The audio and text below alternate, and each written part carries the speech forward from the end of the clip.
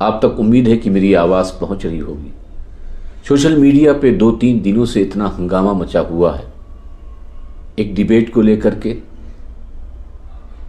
ملحدین کی جماعت میں بے چینی، اور جو بھی خدا کے وجود کے قائل ہیں انہیں خوشی ہوئی کہ کم از کم جاوید اختر جیسا ملحد دنیا کے سامنے ذلیل و رسوا ہوا۔ حالانکہ جس مفتی نے ڈیبیٹ میں حصہ لیا وہ ہماری جماعت کا نہیں تھا۔ السلام علیکم ورحمۃ اللہ وبرکاتہ۔ دوستو، مفتی شمال ندوی کی ڈیبیٹ کے بعد اب ہر طرف ان کا چرچا ہو رہا ہے۔ کچھ لوگ اس کی تعریف کر رہے ہیں تو کچھ لوگ اس کی برائی کر رہے ہیں، کچھ لوگ اس کو مبارکباد دے رہے ہیں، وہی کچھ لوگ مبارکباد دینے سے منع کر رہے ہیں، اس لیے کہ وہ اہل سنت والجماعت کا نہیں ہے، اس کا عقیدہ الگ ہے۔ عقیدہ الگ ہونے کی وجہ سے کیا ایسے لوگوں کو مبارکباد دینا چاہیے یا نہیں دینا چاہیے؟ ایسے لوگوں کی ہر بات ماننی چاہیے یا نہیں ماننی چاہیے؟ خدا کے وجود کا ڈیبیٹ کیا ہے اور اس ڈیبیٹ پر جو ہے مفتی شمال ندوی کی جیت ہوئی ہے۔ یہ تو ایک مبارکباد ہے، لیکن اور باتوں کے لیے اس کو مبارکباد دینا، اس کی تعریف کرنا، اس کے ہر بات کو ماننا، یہ کیسا ہے؟ تو اسی کو لے کر ہمارے علماء کرام کے بہت بڑے عالم دین مفتی جہانگیر عالم صاحب نے اہل سنت والجماعت سے اپیل کرتے ہوئے کیا ہی کچھ کہا ہے، آئیے ذرا سنتے ہیں۔ برکاتہ۔ آپ تک امید ہے کہ میری آواز پہنچ رہی ہوگی۔ سوشل میڈیا پہ 2-3 دنوں سے اتنا ہنگامہ مچا ہوا ہے، ایک ڈیبیٹ کو لے کر کے ملحدین کی جماعت میں بے چینی، اور جو بھی خدا کے وجود کے قائل ہیں انہیں خوشی ہوئی کہ کم از کم جاوید اختر جیسا ملحد دنیا کے سامنے ذلیل و رسوا ہوا۔ حالانکہ جس مفتی نے ڈیبیٹ میں حصہ لیا وہ ہماری جماعت کا نہیں تھا۔ اب چاہے اس کے دلائل مضبوط رہے ہوں یا نہ رہے ہوں، لیکن اس ڈیبیٹ کا اثر ان لوگوں میں جو ایتھیسٹ ہیں، جو ملحد ہیں، اس قدر پڑا کہ بعض ایسے تھے کہ جو مجھے خود پتہ چلا کہ بہت بڑی یونیورسٹی میں پڑھا رہے ہیں، مفتی صاحب کے دلائل کو سننے کے بعد کہا کہ پہلی بار آج ہمیں یہ پتہ چلا کہ خدا کے وجود کے یہ دلائل بھی ہیں، اور اس پوائنٹ آف ویو سے ہم نے خدا کے وجود کے بارے میں کبھی سوچا نہیں۔ اس کے مثبت ہی نتائج تھے، اس کے پازیٹیو ہی نتائج تھے، اور کیونکہ ابھی تک ہماری جو آپس کی لڑائی، آپس کی جنگ، آپس میں ایک دوسرے سے تکرار، مناظرہ، بحث، وہ کسی اور سبجیکٹ پہ ہوتا رہا، اور کوئی رافضیت کے خلاف ہے، کوئی تبذیلیت کے خلاف ہے، کوئی وہابیت کے خلاف ہے، کوئی غیر مقلد سلفیت کے خلاف ہے، اور اس پر مناظرے ہوتے رہے۔ مگر ماضی قریب میں ہمارے ہندوستان میں شاید کہ یہ پہلا ایسا ڈیبیٹ تھا کہ جس کو بین الاقوامی طور پر، انٹرنیشنل طور پہ بہت زیادہ شہرت ملی۔ ڈیبیٹ میں کون جیتا کون ہارا یہ سوال نہیں ہے، مگر ڈیبیٹ کی جو اصل بات یہ ہے کہ پوری دنیا کو یہ پتہ چل گیا کہ ایک جماعت جو ایتھیسٹ کی ہے، ایک جماعت جو ملحدین کی ہے، جو خدا کے وجود کا انکار کرتے ہیں، وہ کہیں نہ کہیں در حقیقت خدا کے وجود کے انکاری تو ہے ہی ہیں، مگر اس کے بہانے وہ مذہب اسلام پر بھی نشانہ سادھنے سے اپنے آپ کو گریز نہیں کرتے۔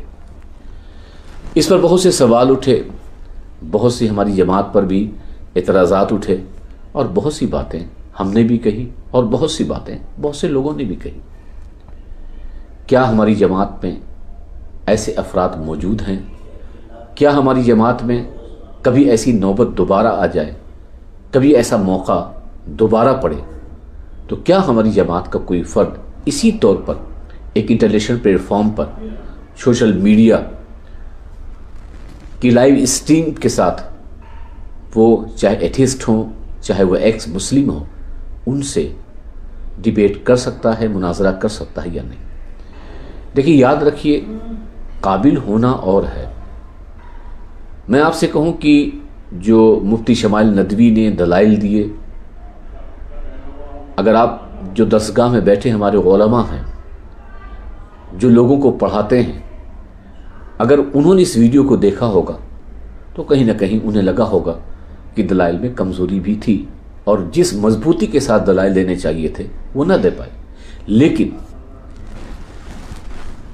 दुनिया में उनको सराहा गया और जावेद अख्तर को कहीं ना कहीं मुफ्ती साहब ने खामोश कर दिया। हमारी जमात में बहुत अफराद हैं, इसे किसी को इनकार नहीं।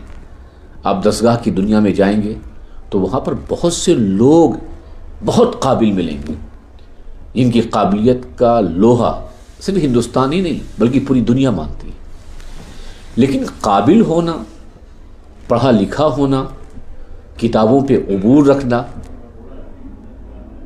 और उलूम पर महारत रखना, यही सब कुछ नहीं होता।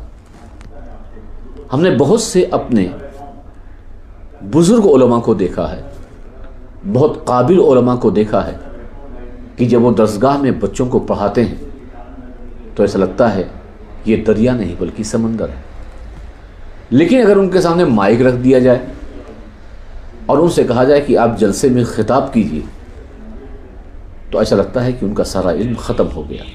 माइक पर आने से वो घबराते हैं। तो इल्म का होना ये आज के किसी डिबेट पर जाने के लिए ये काफ़ी नहीं है। इल्म के साथ साथ आप उसको किस तरीके से प्रेजेंट कर रहे हैं, कितने एतमाद के साथ, कितने भरोसे के साथ, ये ज़रूरी है। कुछ नाम आए बाद में कि फ़लाँ साहब हैं, फ़लाँ साहब हैं, और बहुत से जो नाम दिए गए वो हमारे मुल्क के नहीं थे बल्कि सरहद पार के थे। हमारे मुल्क में जो नाम दिए गए चंद नाम, और में से जो सरे फहरिस्त नाम था अल्लामा सैयद फजलुल्लाह चिश्ती का। यकीनन इसमें कोई शक नहीं, चिश्ती साहब क़िबला सैयद फजलुल्लाह चिश्ती, उनके बोलने का अंदाज़ बहुत अच्छा है, संजीदगी है, संजीदगी और मतानत के साथ वो गुफ्तगू करते हैं। एक एकेडमिक बोली है, यूनिवर्सिटी से उनका ताल्लुक़ है, अंग्रेज़ी ज़बान पर भी उनको कमांड है। तो इसमें कोई शक नहीं, बहुत काबिल हैं। और हो सकता है कि वो प्लेटफार्म जो मुफ्ती शमाइल को मिला हो, ऐसा बड़ा प्लेटफार्म उनको नहीं मिला, मगर मैंने उनकी ज़बानी खुद सुना कि उन्होंने कई एथिस्ट से, कई मुल्हिद से और मौका ब मौका उन्होंने डिबेट भी की और खुदा के वजूद पर उन्होंने दलाइल भी दिए। बात ये नहीं है कि शमाइल के मुकाबले में हमारे वहाँ कितने हैं, बात ये है कि हमारे पास तादाद कितनी है। आज अगर उलमा की तादाद देखेंगे तो आप गिन नहीं पाएंगे, आप अगर खुतबा की तादाद देखेंगे तो आप गिन नहीं पाएंगे, आप अगर नात पढ़ने वालों की तादाद देखेंगे तो गिन नहीं पाएंगे।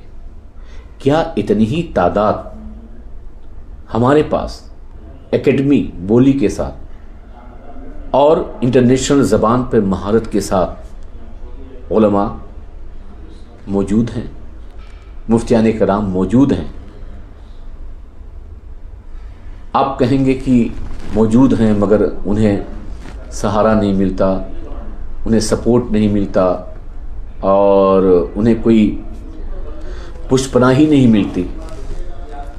ये मुमकिन है वो हीरे व जवाहरात हमारे कौम में मौजूद हों और उन्हें वो पुष्पनाही ना मिलती हो। और ये एहसास मुझे है।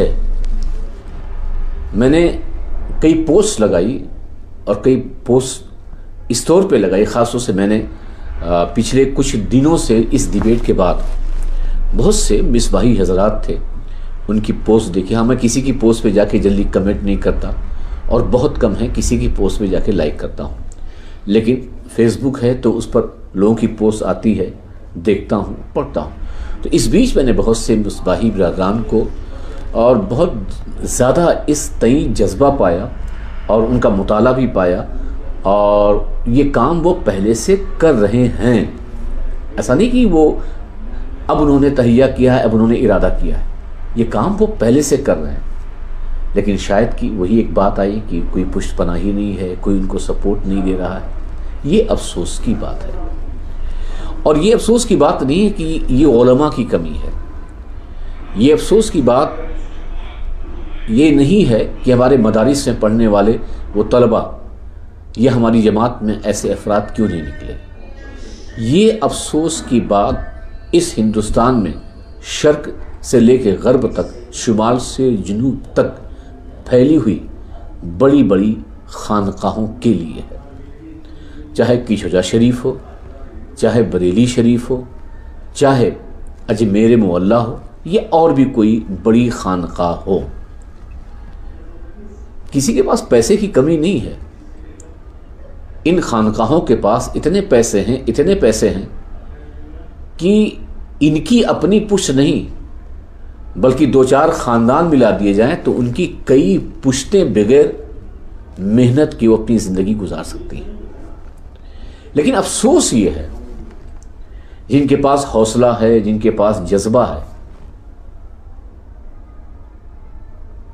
ان کے پاس وہ منی پاور نہیں ہے، ان کے پاس وہ دولت نہیں ہے، ان کے پاس روپیہ خرچ کرنے کی روپیہ ہے ہی نہیں تو خرچ کہاں سے کریں گے۔ لیکن ان کے پاس سب کچھ ہے، کیوں وہ سوئے ہوئے ہیں؟ کیوں نہیں وہ آگے آ رہے ہیں؟ ان کے پاس زمین ہے، ان کے پاس بلڈنگ ہے، ان کے پاس عمارات ہے، ان کے پاس پیسہ ہے، ان کے پاس مرید ہے، ان کے پاس چندہ ہے، کیا کمی ہے؟ کیا ہماری جماعت میں ہیرے جواہرات نہیں ہیں؟ بہت مل جائیں گے۔ صرف جو سب سے بڑی کمی ہے ان کو سپورٹ دینے کی۔ ظاہر سی بات ہے کہ ایسے زیادہ تر لڑکے طلبہ جو عالم بنتے ہیں وہ اچھے بڑے گھر کے نہیں ہوتے، ان کے اپنے معاش، ان کی اپنی زندگی، ان کا گھر، یہ ساری چیزیں ہوتی ہیں۔ اب اگر وہ دین کے لیے اور ان تمام تحقیقی اور ریسرچ سینٹر میں آئیں گے تو گھر کون دیکھے گا؟ ان کے ماں باپ کو کون دیکھے گا؟ ان کی بیوی بچوں کو کون دیکھے گا؟ اس لیے وہ اپنی ساری صلاحیتیں رکھنے کے باوجود بھی دل میں درد اور کسک کے ساتھ وہ کسی معاش سے جڑ